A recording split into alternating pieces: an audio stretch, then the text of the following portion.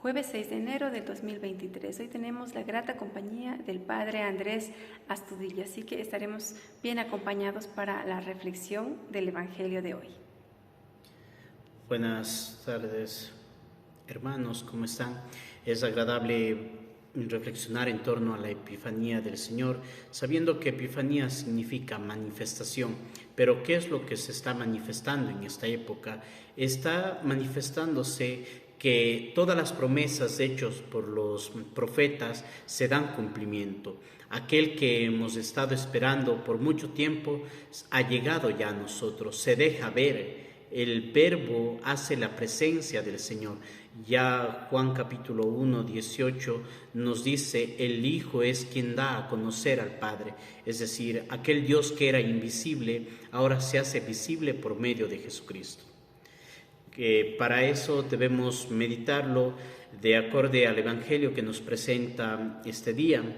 Hoy viernes 6 de enero se nos viene la reflexión del Evangelio según San Mateo del capítulo 2 del 1 al 12, que nos dice: Jesús nació en Belén de Judea en tiempos del rey Herodes. Entonces unos magos de Oriente se presentaron en Jerusalén preguntando: ¿dónde está el rey de los judíos que ha nacido? Porque hemos visto salir su estrella y venimos a adorarlo. Al enterarse el rey Herodes se sobresaltó y todo Jerusalén con él. Convocó a los sumos sacerdotes y a los escribas del país y les preguntó dónde tenía que nacer el Mesías.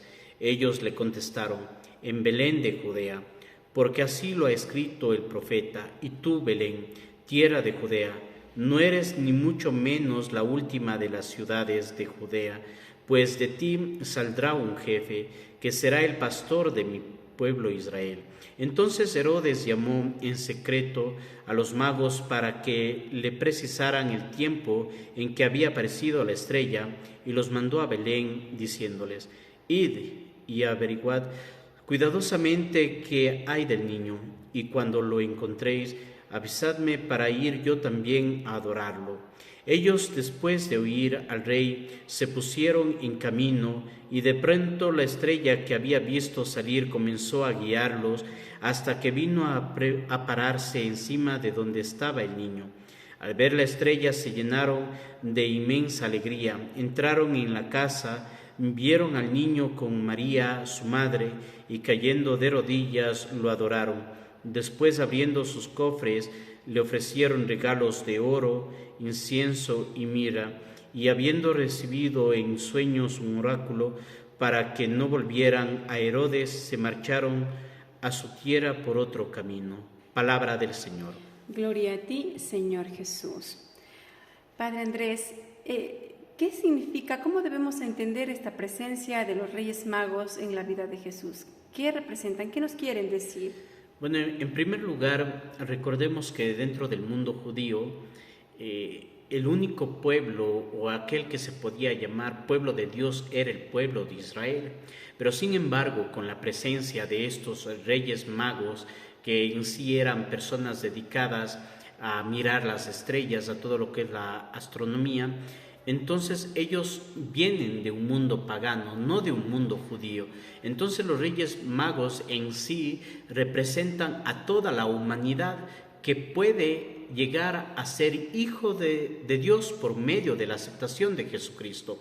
Por lo tanto, los reyes magos representan a las naciones del mundo que llegan a aglomerarse, pudiéramos decir de cierta forma, o más bien a unirse como un solo cuerpo mediante Jesucristo.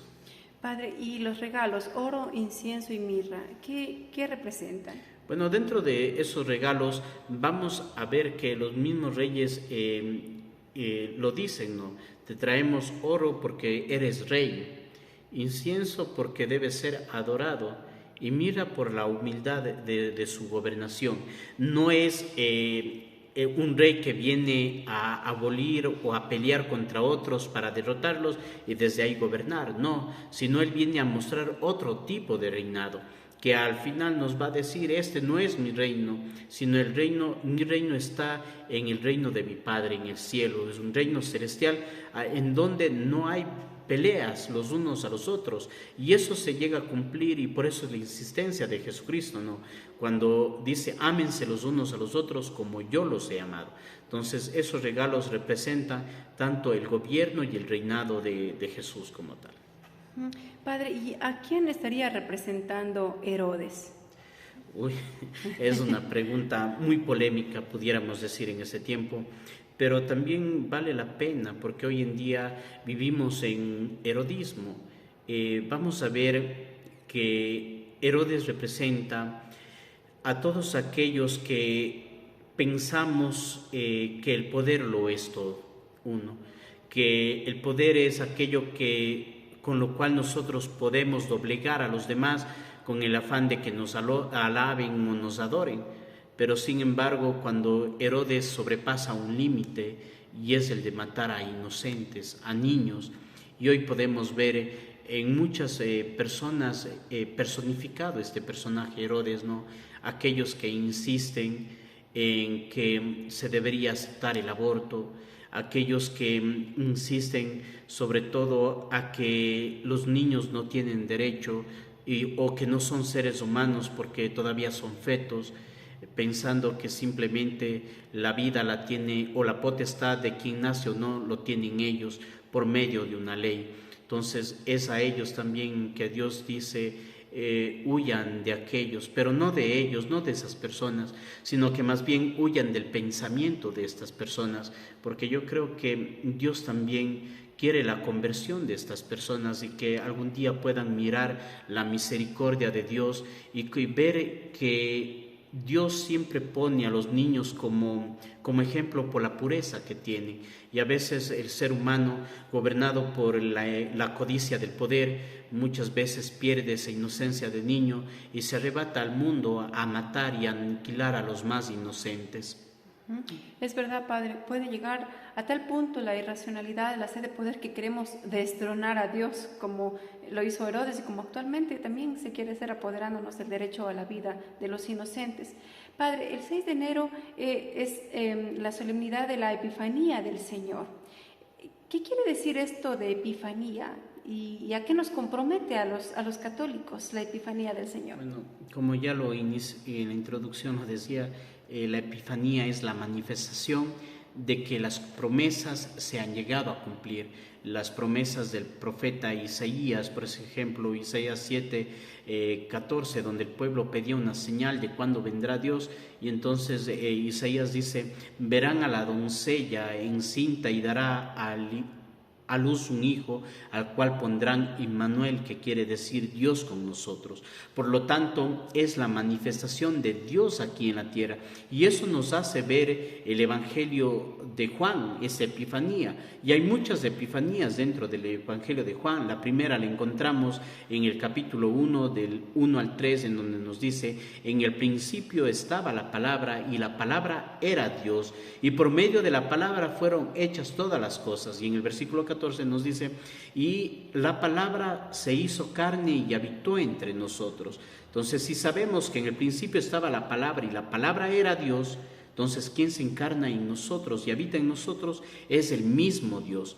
Y luego ya en las bodas de Caná también se da la otra manifestación, en la conversión del agua en vino, poniendo como relieve las 6 tinajas que significan la imperfección en donde se purificaban. Pero de algo imperfecto Dios puede hacer algo perfecto y sale el mejor vino. Y luego viene también Lucas. Lucas nos va a hablar en el Evangelio, en el capítulo 3, en el versículo 22, sobre esa manifestación, que Jesús verdaderamente es el Hijo de Dios. Cuando es bautizado por Juan el Bautista, nos dice, un día fue bautizado también Jesús entre el pueblo que venía a recibir el bautismo, y mientras estaba en oración se abrieron los cielos, el Espíritu Santo bajó sobre él y se manifestó exteriormente en forma de paloma, y del cielo vino una voz, tú eres mi Hijo, hoy te he dado a la vida. Es decir, que Dios manifiesta que aquel hombre que viene a salvarnos en verdad es el Hijo de Dios y es Dios, y en quien nosotros debemos la esperanza de la resurrección y sobre todo la entrada al reino de los cielos. Es quien nos ha venido a salvar, a rescatar. Padre, actualmente en nuestra ciudad se ha paganizado la celebración del 6 de enero y nos encontramos desfiles en donde tristemente se ridiculiza a las personas consagradas, se ridiculiza lo religioso mediante disfraces y comparsas. ¿Cuál debe ser la actitud de los católicos frente a estas celebraciones? Bueno, yo pienso que un buen católico sabe diferenciar las cosas. Esto, y no es algo nuevo, es una tradición de muchos años que viene, que sí se ha ocupado la fiesta de los Reyes para hacer parodias sociales y todo aquello, pero un buen católico también sabe que ese 6 de enero se festeja la Epifanía, ¿no? Entonces debemos aprender como seres sociales a separar una cosa de la otra, ¿no? Y también tener la conciencia que no es el momento de ridiculizar nuestra fe, porque cuando ridiculizamos nuestra fe no estamos afectando a una iglesia como tal, sino nos estamos afectando a nosotros mismos porque estamos ridiculizando en lo que nosotros creemos, y si ridiculizamos lo que nosotros creemos, entonces estamos ofendiendo a aquel ser supremo que ha venido a rescatarnos, que ha venido a salvarnos. Muchísimas gracias, Padre. En verdad nos ha instruido muchísimo con su conocimiento. No sé si hay algunas palabras finales para cerrar el video. Bueno, yo pienso que sobre todo creer en aquella Epifanía, creer en el Señor y saber que Dios es aquel que vino para hacerse presente y lo hace por medio de su Hijo Jesucristo, y creer en la Eucaristía, que es el verdadero cuerpo y la verdadera sangre de Cristo. Ahí es donde hoy en día nosotros vivimos la Epifanía cada domingo, en donde Juan capítulo 6 del 48 al 59 nos dice: quien come de este pan y bebe de este vino tendrá vida eterna, porque es mi cuerpo y es mi sangre. Y entonces ahí se hace la manifestación de Jesucristo como divino. Sigamos en nuestra fe, no nos dejemos engañar y sobre todo pensemos en que Cristo ha muerto por nosotros y nosotros le debemos la vida a Él, y Él viene a alegrarnos nuestra vida. Dios le pague, Padre. Muchísimas gracias, y gracias a ustedes que nos acompañan en esta reflexión día a día. Que Dios nos bendiga a todos. Que venga tu reino, Señor.